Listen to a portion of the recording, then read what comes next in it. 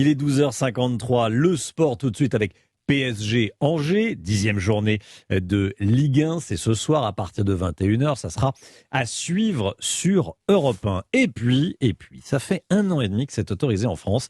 C'est un sport qui a mauvaise réputation. Le MMA cherche à se développer. Ça reste discret. Pourquoi ? Parce que c'est très violent. Axel May, bonjour. Bonjour. Vous avez assisté hier soir à un combat de MMA au cirque d'hiver à Paris. Oui, alors à la place des fauves sur la piste du cirque d'hiver, il y avait une cage octogonale, pratique pour éviter que les athlètes ne soient projetés sur le public. Et l'ambiance était plutôt jeune et masculine. Alors, le MMA, qu'on appelait autrefois le combat libre, le free fight, est un mélange d'arts martiaux, de lutte, de boxe. Écoutez attentivement, vous allez entendre le clac des coups de pied. Le petit clac.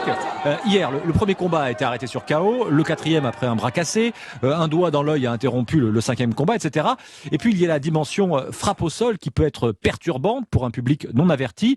Rizlen Zouak est franco-marocaine, judokate, elle a participé au JO et désormais elle pratique le MMA. Hier soir, elle s'est imposée face à une adversaire brésilienne. Il faut savoir, les frappes au sol, il y a moins d'impact que les frappes debout. C'est moins dangereux que si je me prenais une droite debout. On n'a pas le droit de taper derrière la colonne. Quand une adversaire a les 3 appuis au sol, on n'a pas le droit de donner de coups. C'est disqualification. Il y a un vrai règlement et c'est pas plus dangereux qu'un autre sport. Alors le règlement est effectivement très complet avec une liste interminable de coups interdits.